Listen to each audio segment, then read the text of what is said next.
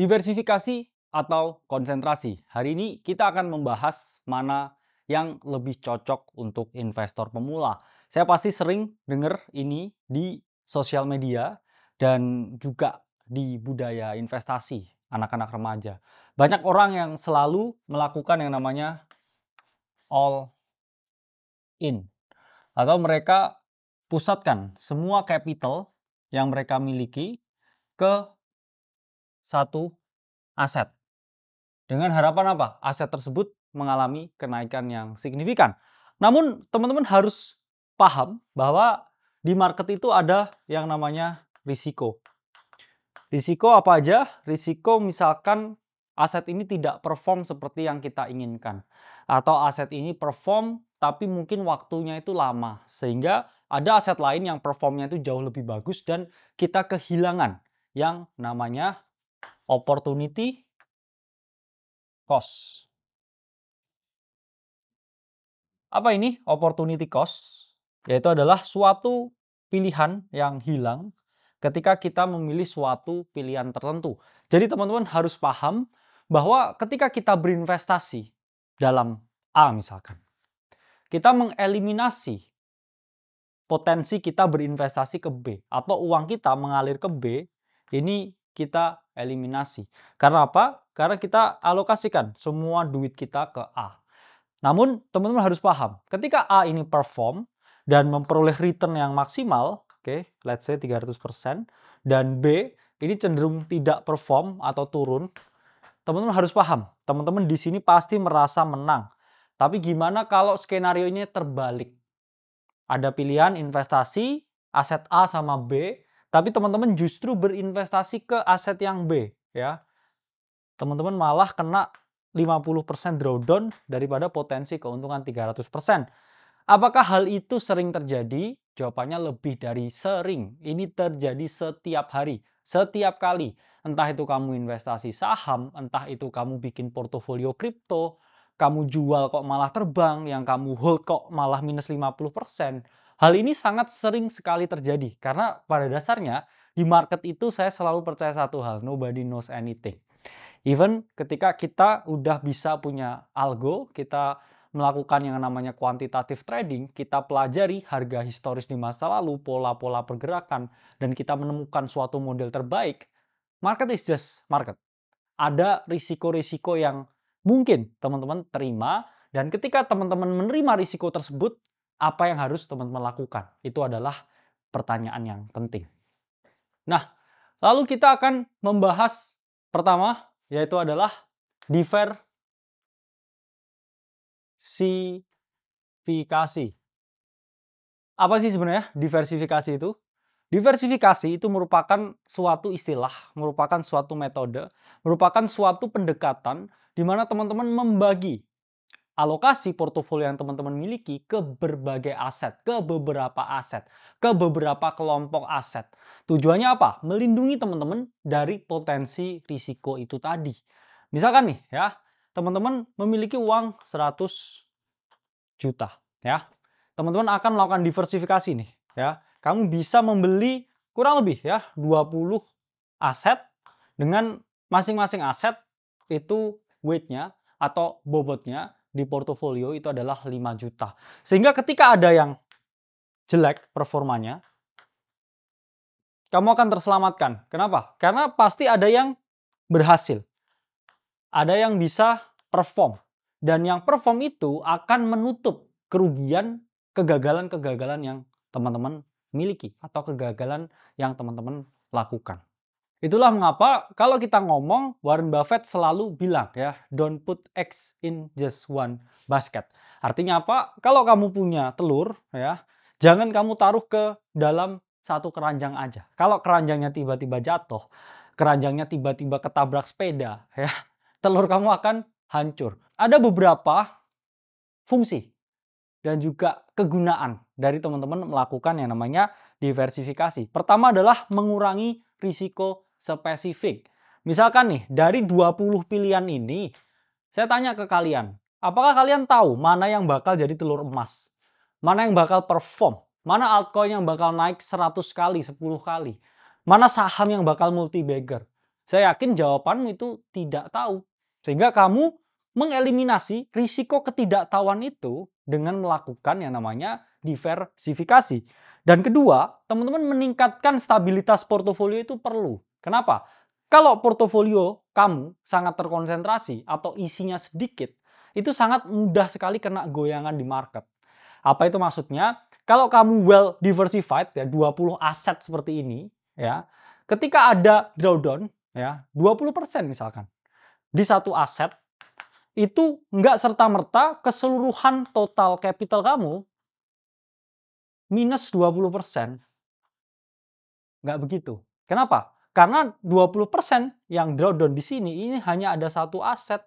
Sementara asetmu yang lain mungkin drawdownnya hanya 10%. Drawdownnya hanya 15%. Drawdownnya hanya 5%.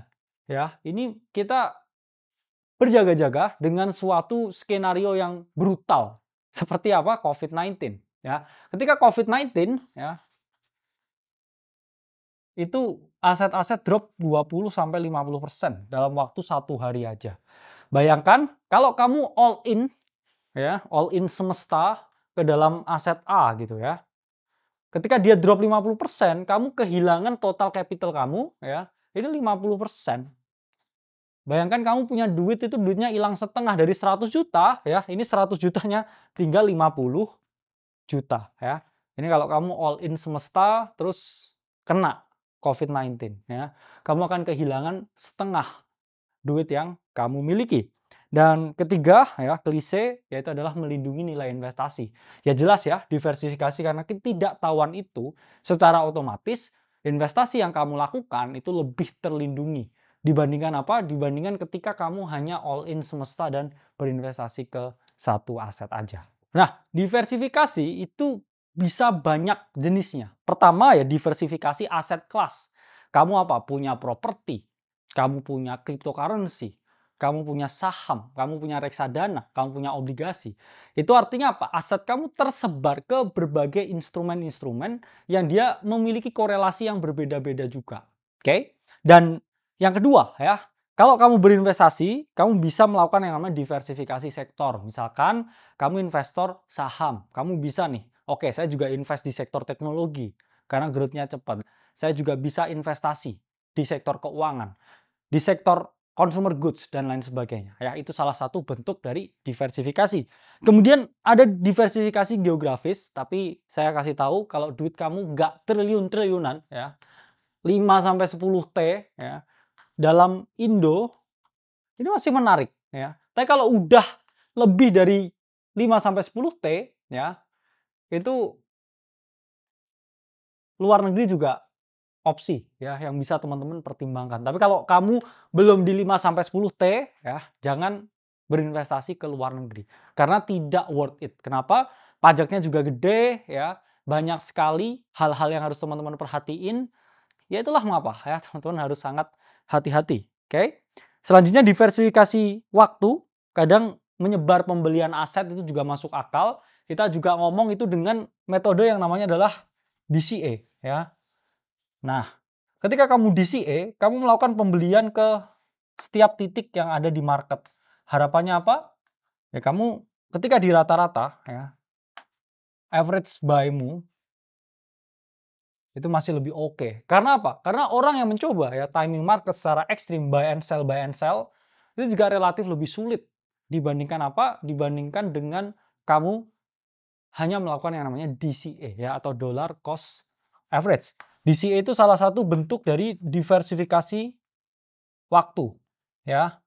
Jadi kamu membatasi extra ultra very big exposure dalam satu waktu dengan kamu melakukan yang namanya dollar cost average. Selanjutnya ya, diversifikasi gaya strategi investasi ya, kamu bisa split ya account ketika kamu misalkan ya punya akun kripto atau akun investasi ya. Ini bisa kamu pecah. Misalkan untuk ada satu akun untuk scalping. Ada satu akun untuk swing trading. Atau satu lagi, ini ada satu akun lagi untuk hold forever ya. Kalau kamu beli Bitcoin ya kamu bisa melakukan yang namanya self custody. Jadi ini kamu bisa membedakan akun yang kamu miliki. Nah, selanjutnya kita membahas yang namanya konsentrasi, ya. Ingat, konsentrasi. Tapi ingat teman-teman, ya, konsentrasi itu tidak sama dengan yang namanya all in. Ya. Jadi harus paham, all in semesta itu dilarang. Konsentrasi itu kamu membagi, ya, aset kamu ke dalam bracket kecil, ya. Misalkan kamu bisa berkonsentrasi ke 3 hal. Ini juga masuknya konsentrasi. Misalkan 3 hal ini, ya. A, itu apa? A itu misalkan saham. B, itu apa? Misalkan Bitcoin. C, apa? Misalkan kamu juga beli obligasi. Nah, ini bentuk dari konsentrasi. Misalkan kamu punya uang 10 juta per bulan untuk bisa kamu investasikan, ya. Dengan komposisi seperti ini misalkan, ya. Nah, 50, 20, 30, ya. Misalkan 50-nya ini bobotnya di obligasi. Oke, kamu mau stability. 30 misalkan di saham. Saham A, ya. Misalkan 20-nya ini adalah di Bitcoin. Nah, ini bentuk dari konsentrasi, teman-teman. Bukan kamu punya uang, kamu terus all in ke satu saham. Ya. Apalagi sahamnya saham kecil, ya, individual stocks. Ini coret, ya, pikiran seperti ini. Kalau kamu melakukan konsentrasi, kamu membuat sesuatu yang seperti ini. Oke? Sesuatu yang sangat terfokus, kamu tahu potensi risikonya, kamu tahu Bitcoin itu bisa turun sampai 50%, tapi kamu tahu potensi upside-nya, kamu tahu juga, ya, saham yang kamu beli itu bank misalkan yang dipakai semua orang, kamu tahu obligasi, ya, maturity date-nya, keadaan negara yang seperti apa, sehingga kamu juga bisa melakukan yang namanya DCA di sini, ya. Dollar cost average, atau membeli setiap bulan, ya, dengan jumlah yang sama. Kalau misalkan kamu setiap bulan punya uang nganggur nih teman-teman 10 juta, teman-teman bisa investasikan 5 jutanya kemana? Ke obligasi. 3 jutanya kemana? Misalkan ke saham, atau bisa juga reksadana pasar saham, RDPS. Lalu 2 jutanya bisa contoh ini dibeliin Bitcoin setiap bulannya, ya. Terus konsisten, yaitu strategi yang namanya DCA. Kalau seperti ini teman-teman, strategi yang lebih protektif, ya, lebih defensif. Dengan apa? Dengan adanya potensi inflasi itu yang selalu dan pasti terjadi. Apa sih sebenarnya, ya, manfaat konsentrasi? Seperti yang teman-teman pahami, orang yang selalu konsen itu selalu mencapai yang namanya tujuan. Pertama, kalau kamu punya posisi dengan conviction yang tinggi, ya, nggak ada salahnya untuk kita menaruh, ya, size yang lebih besar. Contoh apa? Misalkan kamu tahu, oke, ini Bitcoin udah koreksi 50-60%. Bitcoin selalu memiliki siklus 4 tahunan. Ini udah 1 tahun bear market. Bitcoin ada potensi reborn. Oke, yang mana sebelumnya Bitcoin saya size-nya itu hanya 20% dari portofolio saya, ini mau saya tingkatkan, misalkan ke 70%. Karena apa? Karena momennya bagus. Ini titik yang sangat efisien untuk membeli Bitcoin. Oke, saya akan alokasikan, ya, 70% untuk membeli BTC. Ya, ini misalkan. Ketika kamu punya conviction yang lebih, kamu lebih oke melakukan yang namanya konsentrasi. Berbeda, ya, case-nya misalkan kamu nggak tahu, ya, nggak punya alpha tentang crypto market. Tapi kamu asal, ya, mau membeli saham 20-30 saham. Itu return-nya tidak akan semaksimal ketika kamu tahu misalkan, oke, ini crypto mau bottom nih, ya, saya mau alokasinya sekarang 70% nih Bitcoin. A very high risk approach, tapi saya tahu apa yang saya lakukan. Dan ya itu yang kami lakukan, ya, dulu. Sehingga kami memiliki dan memperoleh return yang cukup maksimal. 2, memaksimalkan return. Ya, itulah mengapa, ya. Di market itu ada yang namanya asymmetric bet. Ya, saya udah bilang ke teman-teman. Ini adalah suatu keadaan di mana teman-teman memaksimalkan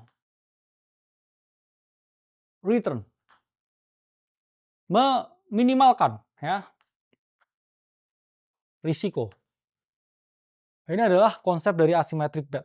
Dan terakhir, efisiensi modal. Karena teman-teman nggak harus mengalokasikan modal teman-teman, capital teman-teman ke banyak aset, tapi kamu tembak ketiga yang kamu yakin banget ya. Itu salah satu bentuk dari efisiensi. Lalu sama seperti sisi positif ya, selalu ada yang namanya sisi negatif. Apa sih sebenarnya negatif effect dari kita melakukan yang namanya konsentrasi? Pertama ya risiko spesifik meningkat. Karena kalau itu bracketnya ya, teman-teman bagi hanya 3. Kalau misalkan ya Bitcoin drop 70%, nah ini teman-teman yang mana ini adalah 70% dari portofolionya, yaitu kamu akan merasakan drawdown sampai negatif 50% ke portofolionya. Oke, itulah mengapa ya konsentrasi juga memiliki yang namanya risiko. Kedua, ya ketergantungan pada analisis pribadi. Ya, mau nggak mau, ya karena ini kan 3 yang kamu cover. Kalau 30, kamu pasti saya jamin nggak setahu itu tentang produknya, tentang projectnya, tentang instrumennya. Tapi kalau hanya 3, ya setiap hari kamu hanya akan research mengenai hal ini. Ya, kamu mau beli BTC, kamu akan selalu riset terus tentang BTC. Kamu beli saham A, kamu akan riset terus tentang saham A. Kamu beli obligasi, kamu akan riset terus tentang obligasi itu. Oke? Dan ketiga, ya, volatilitasnya juga relatif tinggi dibandingkan ketika teman-teman sebar duitnya ke banyak-banyak tempat. Tapi ingat ya, sebar ke banyak-banyak tempat itu kurang optimum. Oke, lalu kita memasuki teori-teori finance pendukung. Apakah kamu harus melakukan diversifikasi atau kamu harus fokus ke yang namanya konsentrasi? Pertama, kita akan membahas ya mengenai CAPM. Apa itu CAPM? CAPM itu adalah Capital Asset Pricing Model. Jadi menurut CAPM, orang itu harusnya ya cenderung melakukan yang namanya diversifikasi. Nah, sebenarnya apa sih fungsinya dari CAPM ya? CAPM ini ingin melihat kita itu kalau berinvestasi, berapa sih potensi risk yang kita tanggung, dan dengan risk tersebut ya kita ini dapat return berapa banyak. Nah, itu adalah fungsi dari CAPM. Mengapa di sini CAPM itu mendorong kita untuk melakukan yang namanya diversifikasi, atau menurut teori CAPM itu kita harus lebih terdiversify karena ada 2 risk yang dihadapi di sini, teman-teman. Yaitu adalah systematic risk dan juga kedua adalah unsystematic risk. Yang mana systematic risk itu adalah risiko yang semua orang tanggung, ya, risiko pasar secara umum. Sedangkan ya unsystematic risk itu risiko yang akan selalu ada ya ketika kita berinvestasi. Pada dasarnya ada banyak sekali ya saham, ada banyak sekali pilihan yang mana itu beberapa variabelnya itu jauh di luar kontrol kita. Sehingga menurut CAPM, ketika kita melakukan diversifikasi, kita mengeliminasi yang namanya unsystematic risk itu. Sehingga menurut CAPM, diversifikasi itu sesuatu yang harus dan cenderung dianjurkan untuk dilakukan. Nah, lalu gimana menghitungnya CAPM? Ya, di sini untuk menghitung CAPM, pertama, ya ini di sini ERI ini apa? Ini adalah expected return dari investment. Kira-kira kita ini berinvestasi, kita dapat return itu berapa banyak? Ini dihitung dengan RF ya, atau risk free rate, tingkat risiko bebas di market. Ditambah dengan BI, apa ini? BI itu adalah beta. Ya, kita lihat beta itu adalah volatilitas dari investasi yang kita lakukan. Oke, dan kemudian dikali, oke, teman-teman, di sini expected return market, atau berapa sih ya ketika kita berinvestasi di market, kita itu dapat berapa ya secara umum. Biasanya ini diperlihatkan atau dilihat dengan nilai return dari berbagai indeks-indeks yang dijadikan acuan. Kemudian dikurangi dengan risk free rate. Oke. Nah, misalkan nih ada soal di sini diketahui ya expected return PT ABC menggunakan model CAPM, diketahui risk free rate di sini itu adalah obligasi negara, RF-nya adalah 4%, kemudian expected return ya atau ERM-nya 10%, beta saham ABC itu adalah 1,5. Berapa? Expected return saham PT ABC menurut CAPM. Nah, kita bisa menghitung ya expected return dari investment itu sama dengan risk free rate ya ditambah dengan beta dari investment, oke, dikali ya dengan expected return market, oke, dikurangi lagi ya dengan risk free rate ya, itu ketemu ya hasilnya expected return investment. Nah, kemudian kita masukkan di sini berapa risk free rate-nya dari tingkat obligasi negara 4%. Berarti 0,04 ya. Ditambah dengan berapa betanya di situ? Oke. Betanya PT ABC itu adalah 1,5 ya dikali berapa expected return market 10%, berarti 0,1 ya dikurangi dengan risk free rate tadi adalah 0,04. Oke, ketemu hasilnya di sini 0,13 atau 13%. Jadi di sini ketemu expected return dari investment harusnya dengan potensi risiko yang diambil dengan beta saham 1,5, oke, dan ERM 10%. Di sini setidaknya ya dalam satu periode atau dalam satu waktu tertentu expected return investasi ketika kamu membeli ya PT ABC ya, saham PT ABC harusnya itu adalah plus 13%. Nah, ini contoh perhitungan menggunakan metode CAPM. Nah, selanjutnya kita akan membahas teori mengenai konsentrasi, yaitu adalah Kelly Criterion. Apa sih sebenarnya Kelly Criterion? Kelly Criterion itu merupakan suatu teknik, metode, dan juga perhitungan untuk melihat berapa sih portion terbaik ketika kita mau berinvestasi ke suatu aset. Jadi misalkan di sini ada saham A dan kemudian ada saham B. Dengan Kelly Creation itu kamu tahu ya, kamu harusnya invest berapa banyak di saham A sama B. Kalau misalkan menurut Kelly Criterion ya, ini kamu harus invest di saham A sebanyak 40% dan di saham B itu hanya 10%, harusnya modalnya kamu lebih alokasikan ke saham B. Karena menurut Kelly Criterion ya, di sini saham A ini harusnya memiliki portion yang lebih besar dari kamu punya yang namanya portofolio. Nah, ini adalah rumus dari Kelly Criterion, di mana F, oke, sama dengan F itu apa sih? F itu adalah fraction, itu adalah portion, itu adalah berapa banyak ya nilainya, oke? Berapa banyak porsinya yang harus kamu investasikan ke suatu aset, itu adalah mu dikurangi RF. Apa itu mu? Mu di sini adalah expected return, atau ketika kamu berinvestasi ke aset yang volatil, kamu ini dapat berapa ya potensi returnnya, dikurangi RF, tadi sudah saya jelaskan, risk free rate, oke, dibagi dengan nilai variance ya atau standar deviasi dipangkatkan 2, yang mana ini menunjukkan ya potensi atau volatilitas dari market. Nah, ini contoh ya soal dari Kelly Criterion di mana sebuah saham memiliki expected return 20% per tahun. Volatilitas tahunan atau standar deviasinya 30% dan tingkat risk free rate itu adalah 5%. Berapa persentase modal sebaiknya kamu alokasikan menurut Kelly Criterion? Oke, jadi langsung kita hitung ya. Tadi untuk F sama dengan mu dikurangi risk free rate ya, dibagi ya standar deviasi atau kuadrat dari volatilitas, yang mana di sini ketemu ya teman-teman berapa tadi expected return-nya itu adalah 20%, berarti 0,2 ya dikurangi risk free rate atau tingkat ya potensi risk free rate di sini adalah 0,05, oke, dibagi dengan 0,3 ya standar deviasi di pangkat 2. Nah, di sini ketemu hasilnya 1,666 ya. Ini artinya apa? Harusnya ya kalau menggunakan Kelly Criterion, kami itu harusnya berinvestasi 166,7 sekian ya persen dari kamu punya modal. Artinya ya harusnya kamu cari modal lebih banyak atau kamu pakai leverage 1,67 kali. Tapi biasanya nilai Kelly Criterion ini tidak dipakai sepenuhnya. Atau orang biasanya teman-teman menggunakan yang namanya half Kelly. Ya, atau quarter Kelly juga bisa kadang ya. Artinya apa?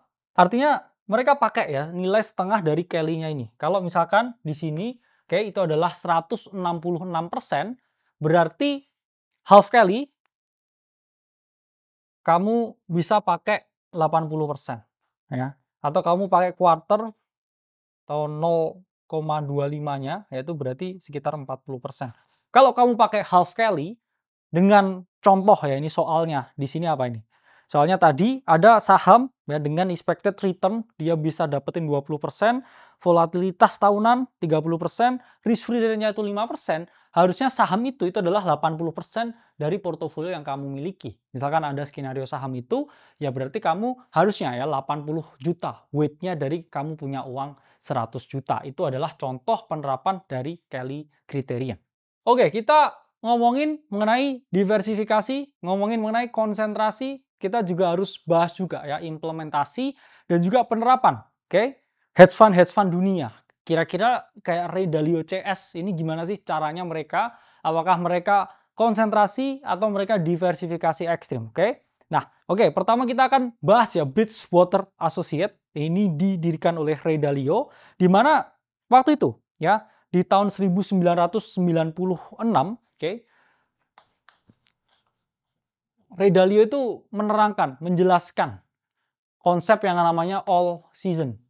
Oke. Apa itu all season? Ya, bukan all season, ya all season.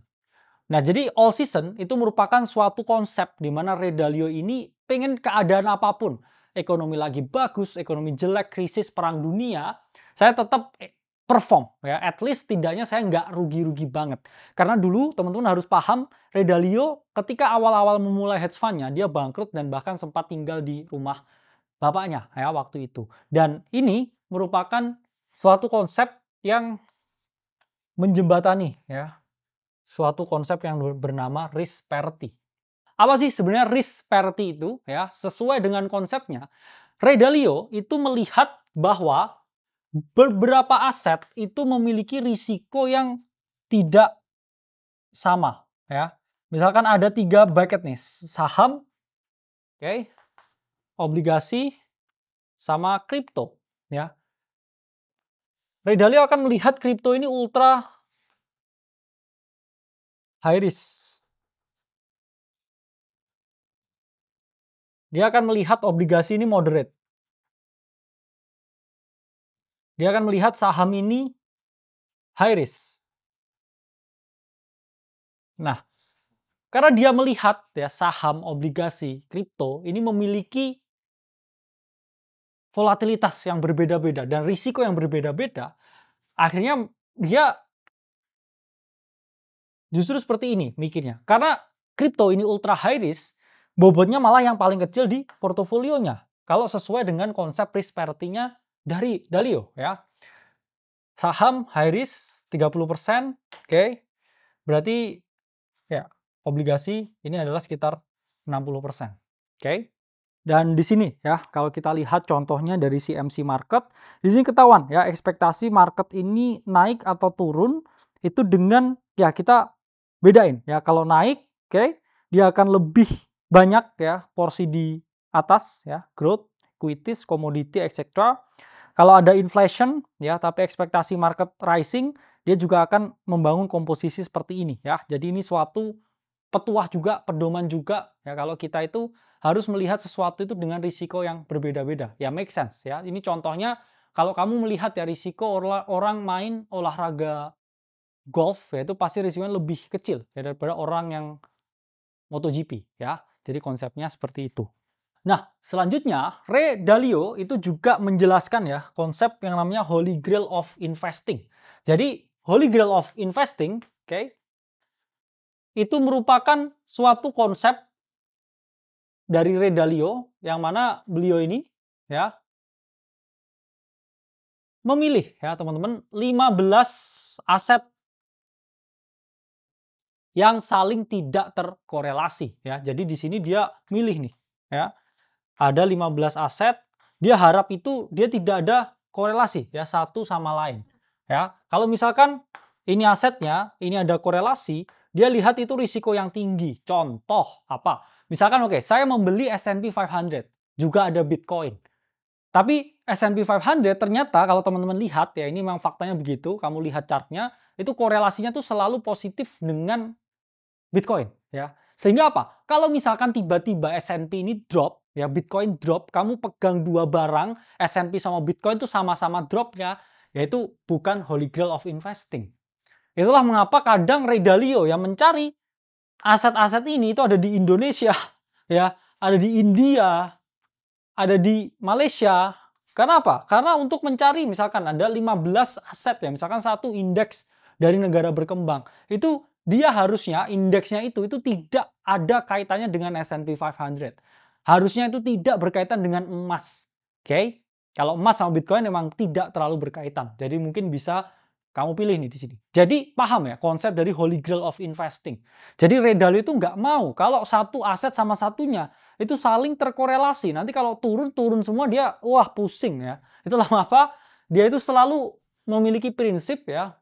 Kita cari yuk asetnya ya, tapi algonya gimana, caranya gimana. Ya kalau saya tahu mungkin saya bisa jadi Bridgewater ya. Jadi dia ini melihat semua aset ya di berbagai belahan dunia ini. Terus dia lihat nih kira-kira aset itu punya korelasi nggak sih satu sama yang lain? Hingga akhirnya ya dia memilih aset yang tidak terkorelasi satu sama lain.